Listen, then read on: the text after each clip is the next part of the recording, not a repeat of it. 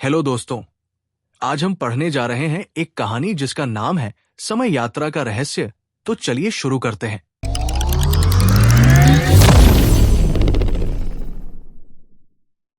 एक छोटे से शहर में 3 दोस्त रहते थे, रोहित, स्नेहा और विक्रम। वे हमेशा नई और अद्भुत चीजों की खोज में लगे रहते थे।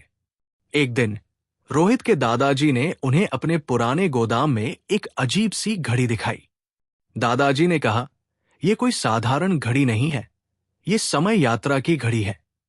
तीनों दोस्तों की आंखें चमक उठीं। उन्होंने दादाजी से पूछा, क्या हम इसे इस्तेमाल कर सकते हैं? दादाजी ने मुस्कुराते हुए कहा, बिल्कुल, लेकिन ध्यान रखना, समय यात्रा करना आसान नहीं है। तुम्हें बहुत सावधानी से काम लेना होगा। दादाजी ने घड़ी का तरीका समझाया और तीनों दोस्तों ने समय यात्रा की तैयारी शुरू कर दी। उन्होंने अपने बैग में खाना, पानी और कुछ जरूरी सामान रखा और घड़ी को सक्रिय किया। घड़ी के सक्रिय होते ही वे तीनों एक तेज रोशनी में समा गए और अचानक वे एक अलग समय में पहुंच गए। पहला पड़ाव था प्राचीन भारत का समय। उन्होंने देखा कि वहां के लोग बहुत मेहनती और संस्कारी थे। उन्होंने कुछ समय वहां बिताया और वहां की संस्कृति और रीति रिवाजों को सीखा। अचानक उन्हें एक रहस्यमयी किताब मिली जिसमें लिखा था कि एक महान खजाना इस समय में छिपा हुआ है।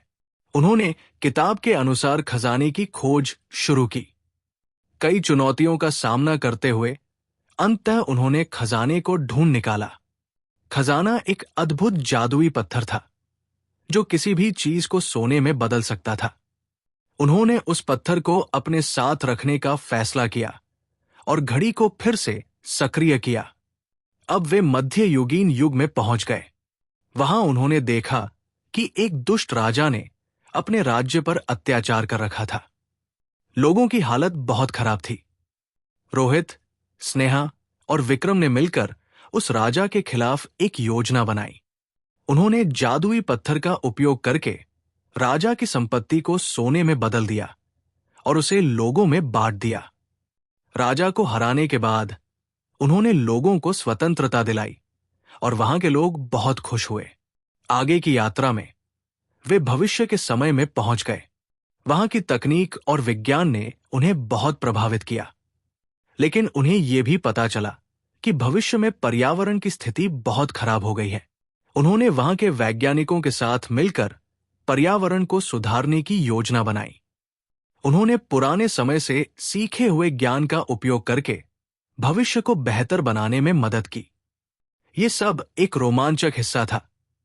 समय यात्रा करते हुए उन्होंने कई नई चीजें सीखी और अनुभव किए। अंततः उन्होंने अपने समय में वापस लौटने का फैसला किया। घड़ी को सक्रिय करते ही वे वापस अपने शहर में लौट आए। वापस लौटकर उन्होंने अपने अनुभव दादाजी और अपने परिवार वालों को सुनाए। दादाजी ने उनकी बहादुरी और ज्ञान की तारीफ की। इस समय यात्रा ने उन्हें न केवल अतीत और भविष्य के बारे में सिखाया, बल्कि ये भी सिखाया कि समय का सही उपयोग कैसे किया जा सकता है। ये एक प्रेरणादायक कहानी थी।